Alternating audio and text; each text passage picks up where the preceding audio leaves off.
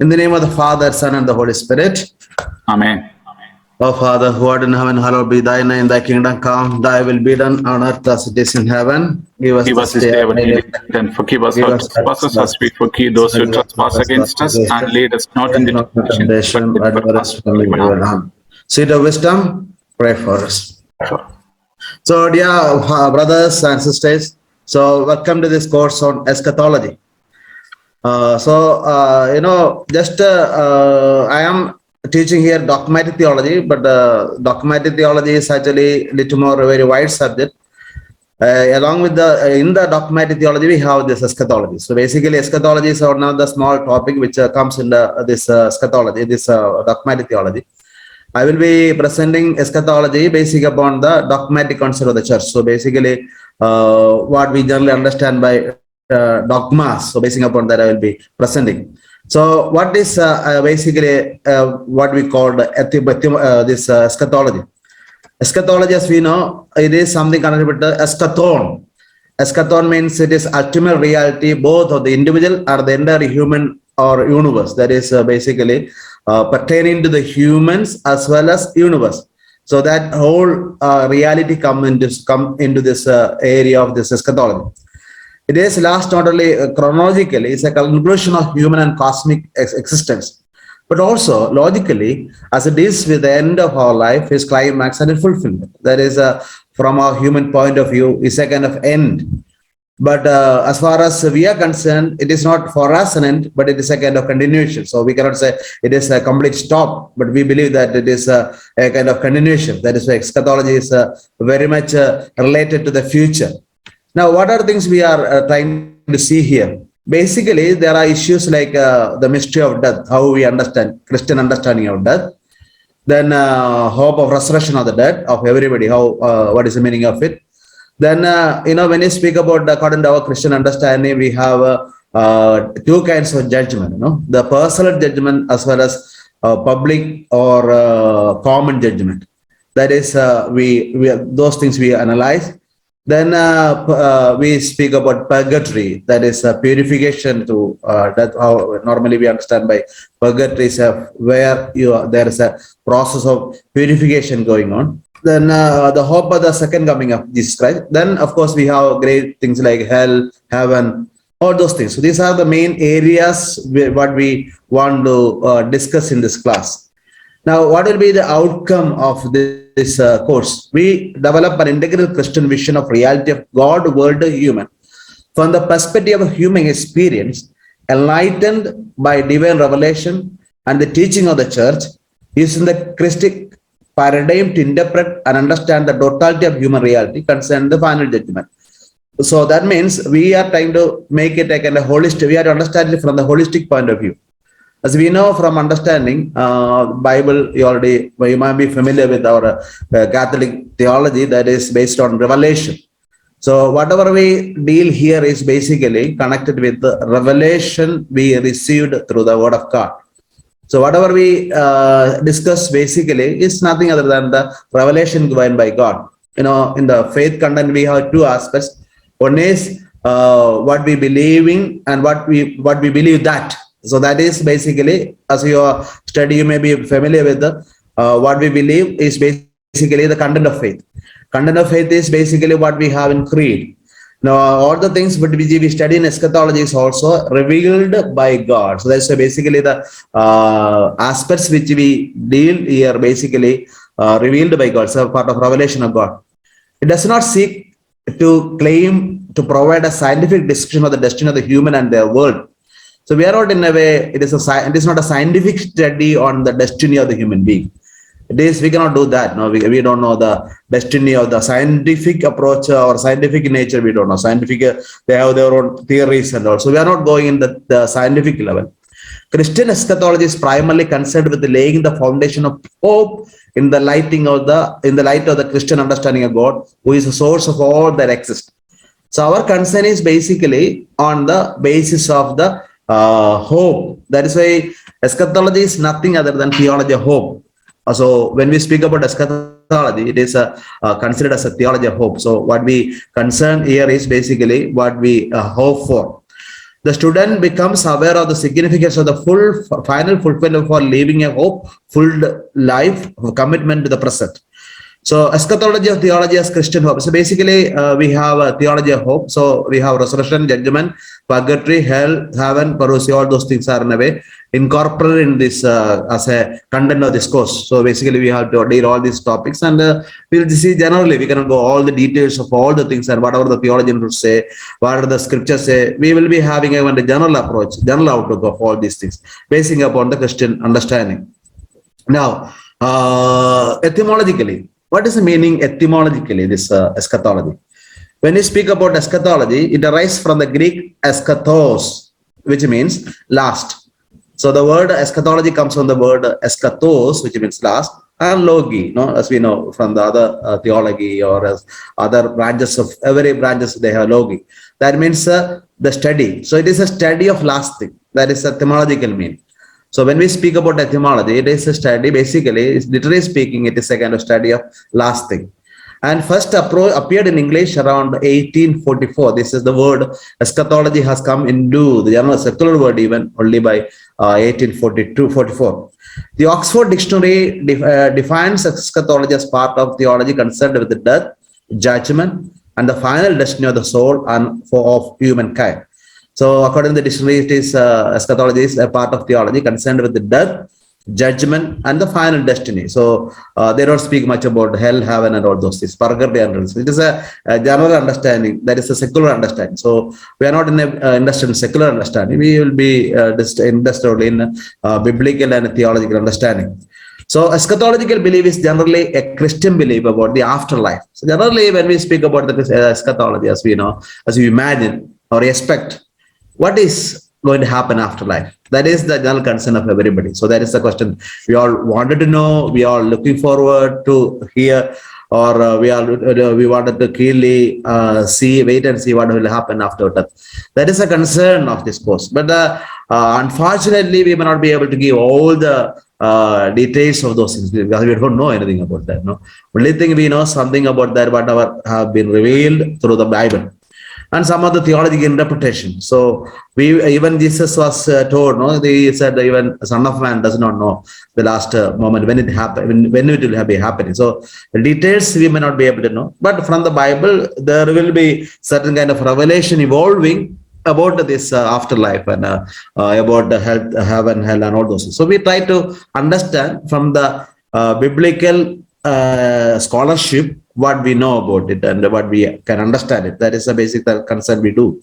Eschatology refers to beliefs about the death, judgment, and the final destiny of individual souls of humankind.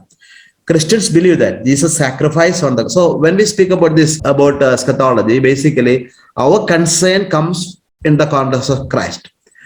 Because in the dogmatic theology, as we know, there is systematic theology, as we call it. We have the first thing, we start always with revelation. God reveals through nature as well as through historically through the Bible. So these are the basic way through which God is never revealing. Now, after we know everything is revealed, we go further. We try to understand about God. Who is God according to our understanding? That you might have already studied our understanding of God. A God of salvation, a triune God, and that God who is a personal God, all those things. So a Christian understanding of God, that is actually coming after revelation. Then after that we have Christ. So after studying, normally in systematic theology we study about God. When we study about God, we study about Christ, the Son of God. Then we also have another thing called pneumatology, that is about Holy Spirit. So all those things are connected with the Trinity. So all those included in the triune understanding of God. Then we have, as we know, you can imagine, after understanding the meaning of God, what we have to understand is about the church, which is the body of Christ. So that all those things are interrelated. Now, after understanding the church, we study lots of things connected with the church. We have ecclesiologically different concerns like sacramental theology. Then we have in sacramental theology, there are different aspects of sacramentality. All those things we come across along that. Then, of course, as a culmination of that, we come to know something about this eschatology. So, eschatology is a small course we offer in many of the Catholic universities. It's not a kind of a very big course like Christology or ecclesiology, things like that, Trinity, or like that. They are all big scientific branches. We have lots of development have got in those areas. But eschatology doesn't have much development in those areas because we don't have a scope on this further to study. That is a basic problem. But however, there are many theological conclusions are made by the church and the councils and also by some theologians. All those things we try to understand as we go along. So Christians believe that Jesus sacrificed on the cross. So when we speak about the eschatology, we have to pinpoint everything on Christ. Our eschatology has got validity only in and through Jesus Christ. If Christ is not there, then there is no point in discussing about the eschatology. No? So everything is in a way connected with the Christ. If it connects with the Christ, of course, it connects with the soteriology. Soteriology, the theology of salvation. No? That theology of salvation is basically centered upon the cross, salvific mysteries of the cross. So eschatology in that sense has got a little connection, more connection with the soteriology. So we have a salvation theology, which is in a way centered upon Christ and his cross. And eschatology is actually Jesus' second coming. You know? That is that we normally understand by parousia, second coming. So those things are in a way interrelated. Those things are in a way very much connected. So that is how we look all these things. So there are lots of connectivity, all those things. Then eschatology is generally considered as the doctrine of the last thing. So when we, generally speaking, it is a doctrine or it is a concern about the last things. What will happen in our life, the life after death. That is a basic concern. It was originally Western concept, essentially if you take in the India, an Indian concept, that kind of second coming is not there. According to Indian, they have different ages, no? So now they believe that we live in a Yuga, Kali Yuga. So that means, so they speak about different kinds of yugas. That Yuga itself lasts for many thousands of years. So there is this eschatology concept is basically Christian, especially Western.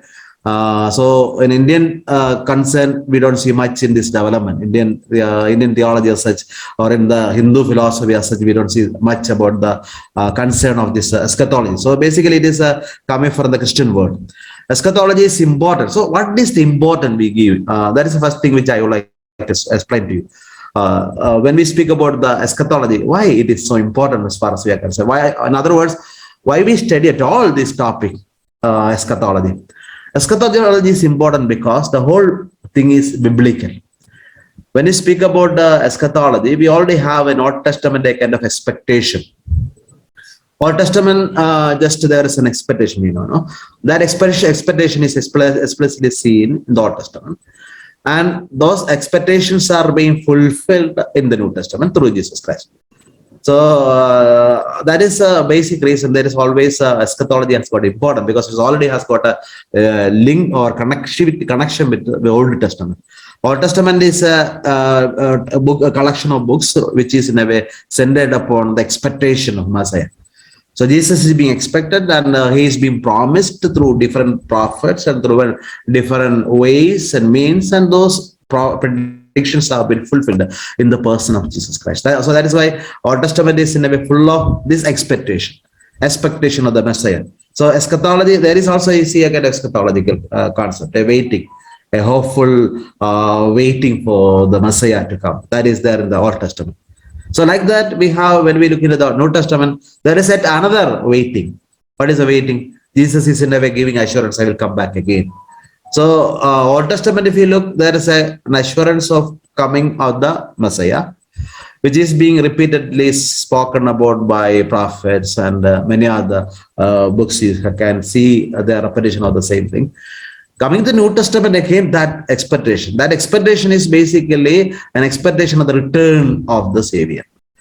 There is a difference, of course. Old Testament, the expectation was actually an expecting a completely new king, a new person in the form of king or in the person of an anointed one When different kinds of expectations are there in the Old Testament. But coming to the New Testament, already the New Testament is taken for granted. He has come. He has come already. He has already came, and that Jesus will come again. That is the expectation. No? That is also both Old and New Testament is in a way centered upon the expectations. One expectation was for the Messiah who has not come. But in the New Testament, it is not an expectation of the Messiah who has not come, but the expectation of a Messiah who is going to come again to judge as a future judge. That is a basic difference between Old Testament expectation and the New Testament expectation. So that is why this is very important in as much as we are concerned, because Old Testament as well as New Testament in a way speaking about the whole picture of the expectation. Now, just I want to give a kind of summarizing of the Old Testament history so that you may see my explanation and my interpretation is my own. Whatever I interpret is in my own way. Whenever, even when I interpret scripture, even I interpret dogmatic mysteries, I normally interpret in my own perspective. Of course, there are people who I prefer. I have my doctorate on Balthasar, Hans Susan Balthasar.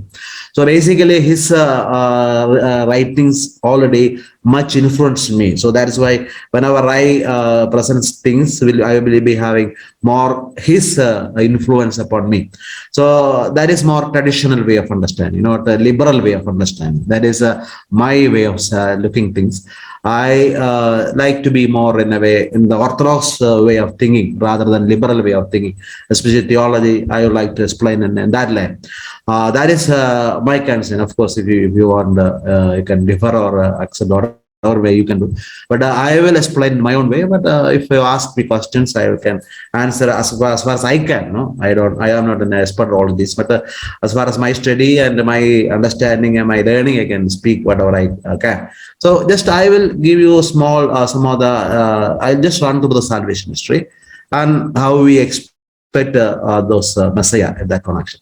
When we look into the whole Bible, the beginning, what we see is actually creation. In the beginning, God created heaven and earth, and man is made as the image and likeness of God. So that is clear.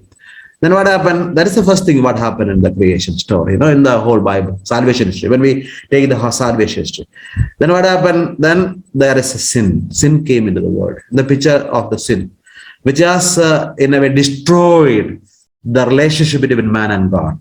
So God created everything in his in a perfect way. In that perfect situation, there's a perfect harmony of relationship, perfect inner harmony of relationship. That's why you speak about perfect harmony, tranquility, peace. Everything was perfect.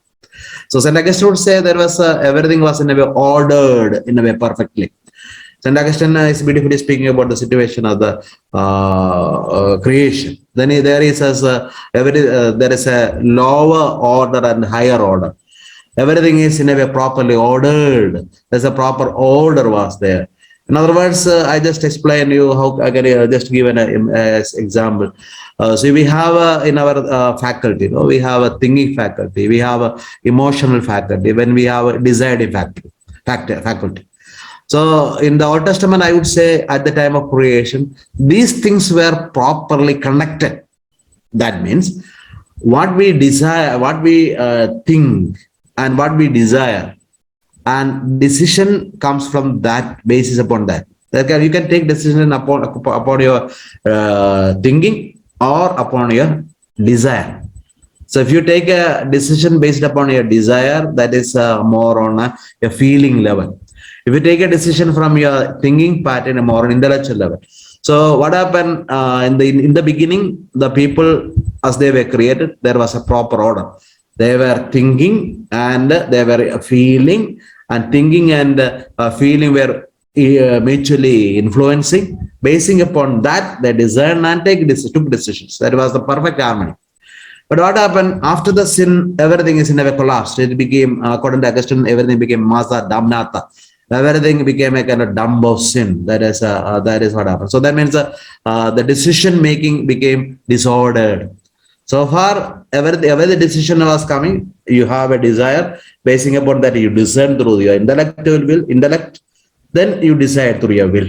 So there's a harmony, desire, decision, desire, thinking, and desire, decision, discernment through decision through discernment. But after sin, what happened? You have disordered. There is no proper thinking. You simply decide upon your desire. So you have a feeling level decision that has become a collapse. So that's why we do not think properly, simply act. It's more emotionally we act. That is basically disordered. So that is why Augustine would say people were perplexed. People were not in a way orderly. The order has been disordered, and harmony has been lost, became disharmonious. All those things happen because of the sin. Now, what happened after the sin? God did not abandon. What happened then? He has promised a Messiah. That is 3:15 of Genesis, where we have, it is called in theology, proto-evangelium. Proto-evangelium means the primary gospel, the first gospel. That is where we have the promise of the Messiah. So that is the first gospel, we say. That is in 3:15 of Genesis. Where God is promising about the son who is going to come from the women, and about that crushing that serpent head, all those things, So 3:15. There you have the promise of the Messiah. Then after that, what happened? One of the important thing in theology we have to, in the salvation history, we have to understand. Once you have God has created, after creation sin has come, then God has promised. After promise, God has elected, chosen. God has chosen his people. And why he has chosen the people? He wanted to fulfill the promise of the Savior. No? So a Savior has to come. For that, he has chosen a race. Individually, people have been chosen like Abraham, Jacob, and things like that. Then also, God has chosen a people of God. That is a Old Testament people of God, that is Israel. Now, when we look into the history of the Israel people, one of the important landmark of the history of the Israel people is the covenant relationship they have. So there God becomes their God, and people became their own people, God's own people. That is a important thing in the Old Testament understanding. There is covenant relationship. You are my God, we are your people. That kind of relationship. So that is the sender after that. So God made a covenant relationship with God, with these people. So God made a promise. That promise wanted to be fulfilled. In order to fulfill that promise, he made a chosen people. The chosen people actually made a covenant people at Sinai. Then this covenant people actually again sinned. They broke the covenant. When they broke the covenant, God did not abandon again. Then he has sent prophets. So prophets are the ones who were the spokesmen of God. They came as a voice of God. They wanted to bring them again back into the covenant relationship. All the prophets who came and told, you are chosen people, you have made a covenant with God, so you have to keep the commandments, all those things. No, sin was actually breaching of the commandments. So that is how these Old Testament people were in a way chosen. Now, then the prophets were promised. We have 12 plus 6 prophets, 12 minor prophets, 6 major prophets. All those people were spoken in this line about the coming of the Savior, about the fulfillment of the covenant, the new person of Jesus Christ, like that. No, so Old Testament. Now, what are the rest in the Old Testament? Old Testament, the rest of the books are in a relationship between God and these people. People are going away from him and he is bringing them back. They are going away by breaking the commandments, and again he is bringing them. So that relationship broken, and again patching the relationship, then again bringing back all those stories. So ups and downs of the people of God. All those stories we can see in the Old Testament, remaining book of the Old Testament. Now, important key players in the Old Testament promise is basically the people of God, 12 tribes. They are the ones who become the central part of that covenant community.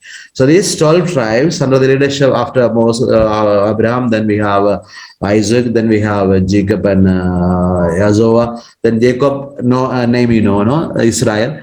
Who is actually, if you know, if you from your biblical study, Israel is supposed to be Jacob. What is the meaning of Israel? Israel means God who fought with people who, so someone fought with God. No, that is a meaning of the word. So there again we have God and people of. I always think it is very interesting note how God has given the name, Israel, because who is fighting here? God and the people. Now, when somebody fights, normally fighting between two equal people. Here, God is is fighting with the people. That means God has made that people equal to him. In other words, other nations, other people must know about this, about God, through these people. That is why God is made equal to him. God has made raised these people into the level of height. That is what we say. People are in a way chosen.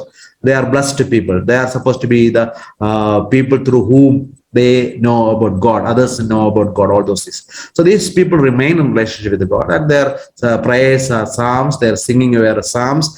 Their when they went away from God, they started lamenting lamentations. Then the history, who are the things, people who are ruling these people. Even the people of God were not ruled by kings at the beginning.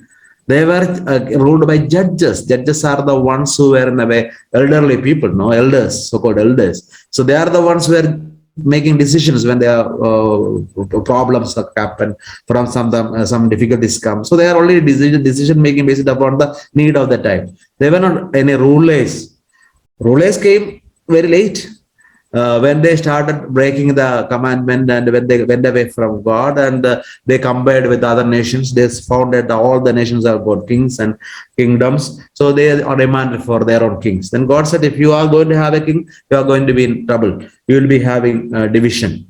What is a division? There will be ruled ones and rulers. There will be two different groups. The 12 tribes so far are very good people. Now they are living a very happy life. They are having understanding equally. They are sharing everything. But now, suppose a king comes, what will happen? A king may come only from one tribe.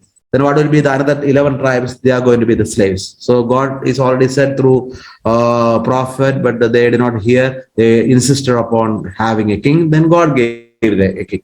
Then we have Saul. Then after Saul we have David. Then we have Solomon. With that kingdom is going. Then again breaking the kingdom. So thus this going on. So why the kingdoms have been broken? Because they breached again the commandments.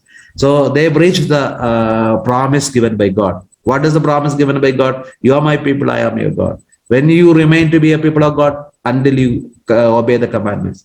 When you breach the commandments, your things will be going. So like that, God was always giving that covenant relationship. But they broke, and again they went away, all those things. But God did not abandon. He was sending the prophets. What happened to the prophets? They were all killed, or many ways persecuted. So all those things happened. So this is the time of expectation, the Old Testament. They are expecting a Messiah who is going to come and make them approachable to God, or make them more friendly with God, or one with God. The relationship is to be brought back again. That is a promise that we can see. That is why they are expecting. So then we have Old Testament is going. Then we have a New Testament. New Testament is actually the Old Testament expectations are being fulfilled. So the salvation history continues. Old Testament salvation history in a way taking new form through the arrival of Jesus Christ. We have John the Baptist as the one who is in a way remaining as a mediator between Old and New Testament. So John the Baptist is actually someone who is actually like helping us to come to the New Testament. He is the one who is he is in line with the Old Testament prophet, but he is also a prophet of the New Testament. And he is the one who is in a way making us connected with Jesus Christ. Then Jesus Christ comes in the fullness of time. Now what I wanted to say, Old Testament, just always keeping this in mind. Old Testament name of God is Yahweh. Yahweh means I am who I am, that you studied from your Bible studies. But what I would like to emphasize on this, what is the meaning of I am who I am? It is very complicated question. No? What is the meaning of I am who I am? I would say when God's revealed I am who I am, in the schools and the classrooms, and normally teachers call out their names of the students. When a student is called out, the student would say present. So present are, which means I am here, I am here, I am here, I am here. That doesn't mean, it means only I am here. No, I am here. So like that, God is saying, I am always present. That is the name of God in the Old Testament. Yahweh means I am always present. I never become absent. That is the name of the Old Testament God. So I found that is a very interesting to note. Old Testament God is a God who never absent, who is always present. That is why he was always present with his people. He was always present in the form of light or night and morning, different forms. He was present. He was providing with the food. He was providing with the water. So whatever they want, he was providing. So Old Testament is actually in that way, God is in a way made them realize that he is present with them. Now, that is the salvation, continuing the salvation history in the New Testament. When you come to the New Testament, what do we see is Jesus is going to be born. Then Gabriel came and told Mary that you are going to be delivering a son, conceiving a son. The name of the son is going to be Emmanuel. What is the meaning? God is with us. God in the Old Testament is always present. At that present, God is always becoming with us. That is a too important understanding of God in the New Testament, Old Testament. Old Testament God is revealing us to us that the God who is always there, that always there God is always with us. A God who is with us. A God is always being with us. That is one of the important revelation of the New Testament. That is what we are going to proclaim. So, what is being expected is this: God becoming visible. God becoming. You remember when Peter, when he was speaking at the Pentecost, he said, "We don't want to say lots of fiery things here. I just wanted to say one thing. What is that? We have seen God with our eyes. We have heard God with our ears. We have heard God with. We are experienced God through our hearts." That is the only thing what we ought to say. That is the only thing. They said, we have seen him, we have heard him, we have experienced him. What we have seen and heard and experienced, we want to say. That's all. That is what good news is, That is what proclamation of the gospel is. So, expectation, eschatology is realizing of God being with us. That is good news. That's not bad news. It is a good news. Someone who is a creator of the whole world is being with us. I can see him, I can touch him, I can experience him, I can feel at he on with him. That kind of message is very clear in the New Testament. So that is why the expectation is in a way realized by God becoming one with us.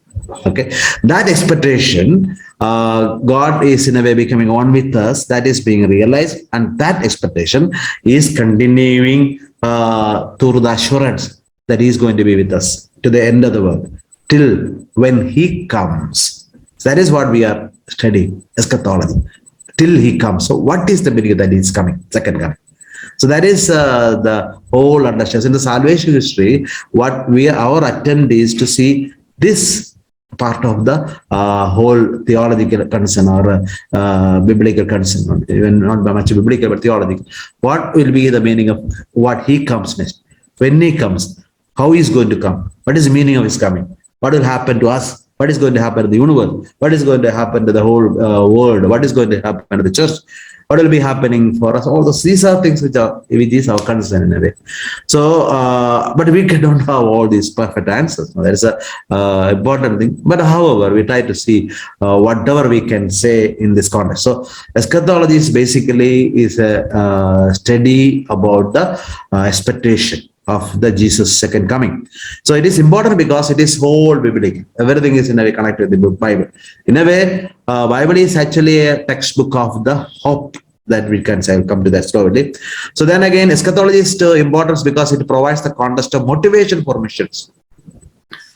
Since Jesus, I said, Jesus is a Messiah who has come and who is going to come again. Is a center. That is the root cause of our proclaiming the gospel. We are supposed to go and preach this message of the gospel. He is with us.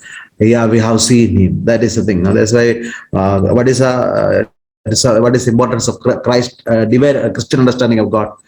The importance of Christian understanding of God is basically he is a God who is a person. A God who is a person, who is in a way personally speaking to us, personally chosen us, personally interfering everything. So that is why he call him Abba. He will call him brother. He'll call. There are different names are given to God because he is the one who is a person. That is important revelation of God in the Bible. So we are waiting in hope that he is going to come as a person. What kind of person? As a universal king. That is an expectation. So that is hope. So that is why you have to preach until he comes. That is why the eschatology will give us a kind of assurance of hope. Go on, do mission. Go on, do a mission. Go on, do continue preaching until he comes.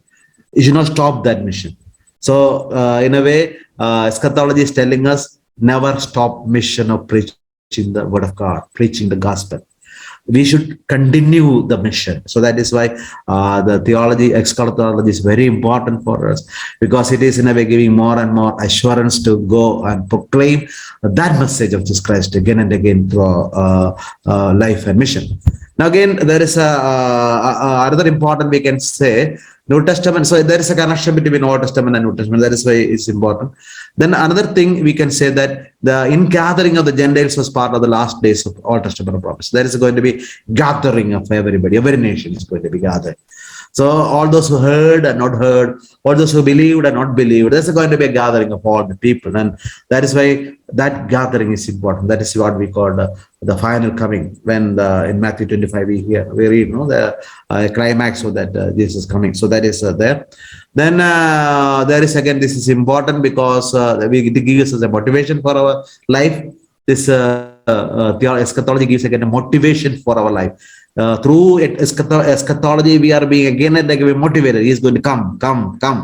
That is even in early church, they were moved by Maranatha. Maranatha means Lord just come, Lord just come. They were always having that prayer in their lips. So expecting Jesus is going to come soon. So that is a kind of expectation. That means our motivation is based upon that call. This is going to come. So I have to be prepared.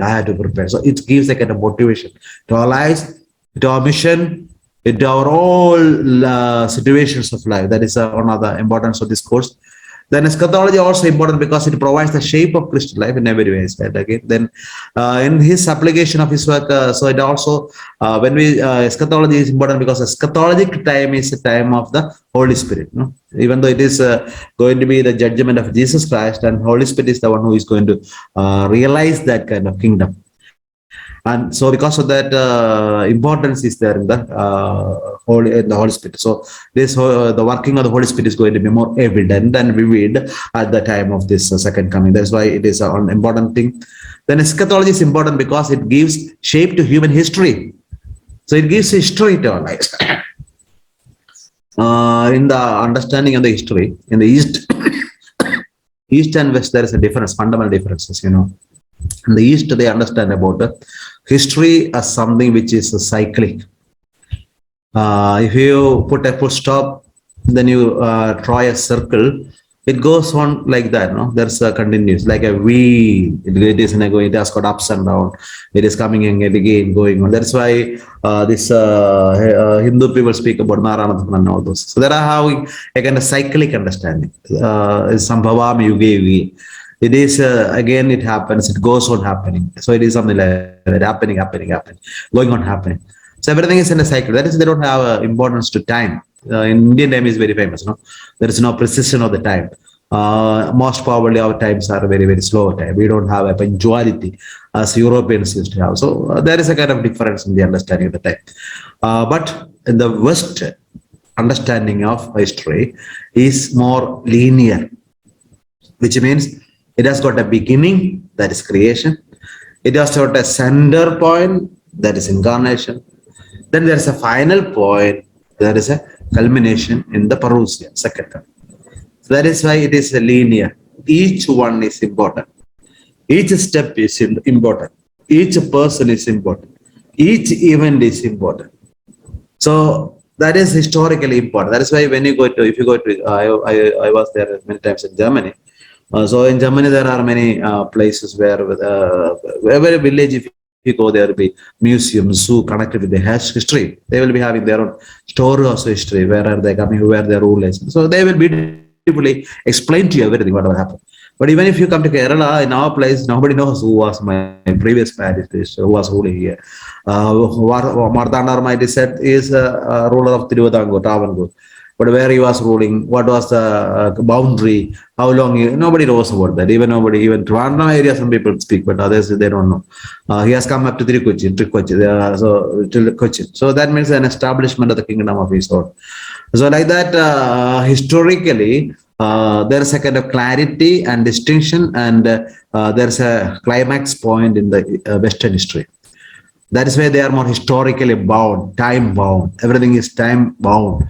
Everything is in a historically bound. India is more, they don't bother about history. Whether you speak about Rama, whether he is born in Ayodhya or not, they are not bothered. There is no historical evidence. But still, whether he's born or not, it's the legends and everything is in a way get together. So it is the way we cannot make a distinction between legend and history. It is not easy also. No? So history is legend for them, legend is history. Myths and history more or less same for India. But for us, it's not like that. It is more clear crystal. There's a beginning, there is a central point, there is a point, there is a climax, that is the second coming. So everything is in a linear way. It is alpha and omega. It has beginning and end. So everything is in a way began. So God is in a way controlling everything. So God is in a way created. God sends His Son. Then God comes finally to judge. So this kind of connectivity is there. So that is why we say our eschatology is important because it is part of history for us. It is our history. When we study eschatology, we are studying our history. We are not simply going on cycling, come and go without having any precise beginning, precise end. We have a definite beginning. We have a definite end. We have a definite center point. Everything is in a way definitely clear and as a clear-cut image you get in the Christian understanding. So very important for us eschatology. Eschatology gives us a historical setting up where we are and how we are. A very historical moment is history for us, important for us. We have uniqueness of history. We have unique importance of every historical events and historical persons because God is the one who controls history. God is the one who leads the history. God is the one taking us beyond the difficulty. So that is assurance. That is why eschatology is important for us. So we are with God who is controlling the history. We are with God who is in a way taking us along the history. We are with God who is actually determined of everything and knows everything and who is always being with us. So that is one of the importance of this eschatology. Then again, at the same time, the defeat also, of course, this again, that there are two kinds of different kinds of distinction we can make: individual eschatology and universal eschatology. Now, universal eschatology is basically when we die, we have our own personal judgment, private judgment. At the same time, we have to wait for the final judgment. So these kind of judgment, two kinds of judgment is there. So that's why we get individual eschatology. So as far as I am concerned, my individual eschatology is actually through my death is not over. Individually, I have my judgment, but again, this judgment is to be waited till the second coming of Jesus Christ. So it has to be connected with the public coming of Jesus Christ. That is the second one. So there is a universal eschatology which is going to happen universally by the second coming of Jesus Christ. Then it's also individual eschatology. Individual eschatology is affecting every human individual. A universal affect the whole universe.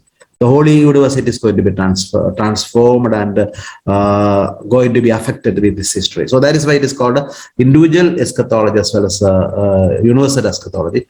Then again, there is a mythical eschatology and historical eschatology. Our eschatology is more historical rather than mythical.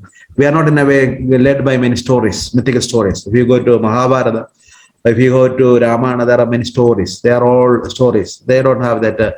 If you just take their feast, celebration of the feast, they're all depend upon the stories. No? Each feast is in a way depends upon the certain stories of gods, of the mythical character.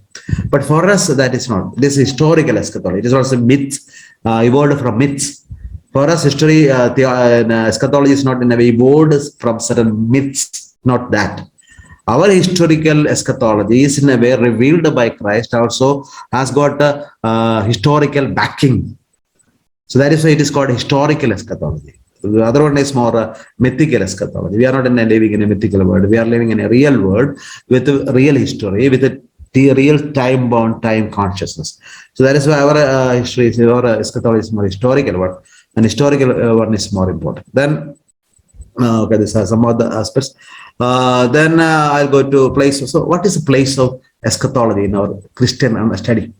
So we are studying theology. In our theological study, where do you find this place, or where can we place at all this kind of eschatology. That is a concern. I am just just imagine what I was trying to explain today. So I began to speak about something eschatology is more theologically I said the meaning of it. Then I have tried to explain in the context of the Bible, or the Bible is full of eschatology. There's Old Testament concern in the context of salvation history. Then second coming is also an expectation, is also an eschatology expectation. Then I also spoke in the context of Jesus as a news that is to be proclaimed, and because of there is a relevance and importance for us, the importance is concerned our mission, important to concerns our motivation, importance because of the historical situation, etc. I have spoken. Now, just we have come to third topic as such, that is about the place of eschatology in the Christian theology.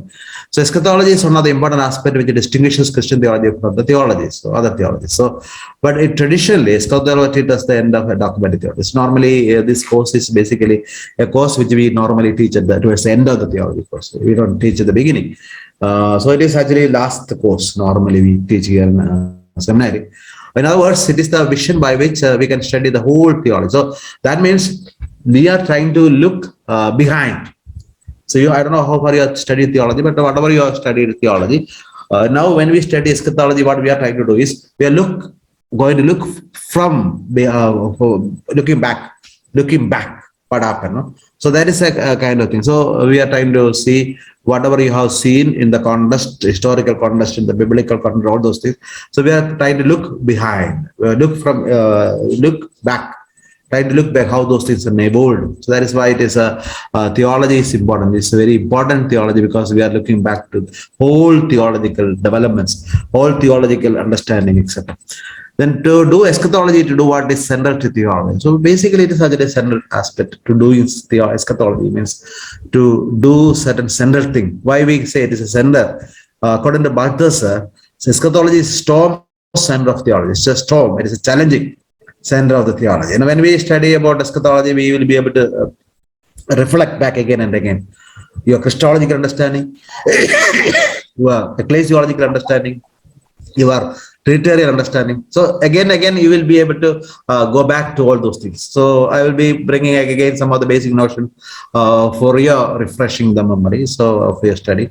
That is why it is actually center, but always looking back. It's storm-like. It is always like stirring us again and again, no? Because we are moving forward. In the moving forward, what we have seen, we are looking back again. How we are influenced by that, how much we are affected by that, how much we are doing in that line, all those things. So that's why it is in a way going back also. Theology begins and ends with eschatology. So actually, it begins with hope and ends with the hope, which means God is in a way promised about this Son of God is a Savior, and that is the promise. So we began with that in the context of sin. God is in a promise. Now ends with that hope. What is the hope? Is going to come. Is going to come. That is a hope. So we are ending with that. So basically, beginning and end is there. That is why it has got an importance in theology. So we can also then central dimension of its Jesus' message, because what is the central message? Repent. That repent, why? Because of the kingdom of God. Kingdom of God is said, and so that's why Jesus said you repent and convert to the kingdom of God. So that is why eschatology is more related to the kingdom. When he comes, he's going to establish the kingdom. So I'll be speaking something with the kingdom also. What is the meaning of kingdom? So that is about what going to be happening in the whole thing. The central does not mean encompassing all theology. So that doesn't mean that we are studying all canon law or all the theological aspects. Nothing of that. But still, we will be looking back again to some of the aspects of the major theological aspects of our understanding. So eschatology is not a coextensive theology. So it is not in a way going along with that. But theology addresses the total mystery of God. So that is important. In the eschatological study, what we emphasize is a mystery of God is understanding slowly. So we are entering into the mystery dimension of God. So eschatology is not in a way finished product. This is eschatology, no. So we are trying to understand and enter into the mystery of God. And as we go along through this course, what we try to understand is we are going to enter slowly into the mystery of God. And it is something like, when I say mystery, it is something like going into swimming. Some of you may be knowing swimming. When we go for swimming, what will happen? We jump into the water. You did not know what kind of experience you were having before. Now, after dipping in the water, you go deep, you get new experience. Till deep, different experience, deeper experience. Till deep, deeper experience. So you go deep and deep and deep. As you go deep and deep, new world is opened before you, which is actually not exhaustive. It goes further, further. So it is going very deep. So mystery of God is something like that. You are entering into the deep realm of God, slowly, slowly, slowly. And you are becoming more experiencing God in this context. So that is the importance of this eschatology. We are trying to go deep into the realm of God through this. So each time we try to understand God better in a different way. Each time we try to understand Bible in a better way. Each time we understand dogmatics in a better way. All those things. So it is a deepening of the whole study. Eschatology enters into various aspects of theology. Christian, so it also helps us to understand our ethical life or moral life, moral side of the life. Then ecclesiology about eschatology, church history. We may not be going. I'm not church history, but ecclesiology I can give you more. So sacramental life or science and sacraments, all those. So everything is in a way will be connected. So ecclesiology in a way connected with all the topics of theology. That is why it has got an importance. Then eschatology concerns past, present, and future. So eschatology doesn't mean only future. Don't think like that. We are going to look only future. There is no future without past. There is no future without present. Everything interrelated. No, past is giving way to the present. Present is giving way to the future. Now, future is always dependent upon the past. So there is a kind of relationship between past. So eschatology is actually not simply speaking a study about the future alone. Not that. It is a study based upon the past, going through the present, looking forward to the future. That is how we approach the whole issue of eschatology. So it is on the past, basing upon rooted out the past, and of course being in the present and looking forward to the future. That is how we are going to do everything here. This means that we are already redeemed in grace but faith, but still we are in a way yet to attain that, to fulfill. So it is already, we are redeemed by the blood of Christ, but it is to be realized in us fully. So it is yet not yet. So kingdom of God is our eschatology always speaking about yes, already, not yet. Yes, already we are ready, but not yet. Not yet complete. Yet we have to be. So that is the situation. So I'm stopping here. It's 9 o'clock. So dear brothers and sisters, this is how I look at things and this is how I proceed. You can stop me at any moment and ask me clarifications or disappointment or your point of view. So that is how whatever I am convinced, I will speak like this and give some of the biblical data and the theological concerns of eschatology. So for the time being, I just summarize what I was trying to speak today. So we are trying to give a kind of the definition of eschatology. We said it has got a biblical background of expectation. So eschatology is nothing other than a theology of hope. So we are living in a hope situation. Then we spoke about this Old Testament salvation history. We spoke a little bit. Then we spoke much more on the importance of eschatology, why it is so important for us. Then we tried to say it has got a beautiful place in the whole theology. It takes past, present, and future, everything together, integrated approach. So like that, we try to connect with all and everything. So thanks a lot, dear brothers and sisters, and take care. God bless you all. If you have something in us, or you can stop. God bless you.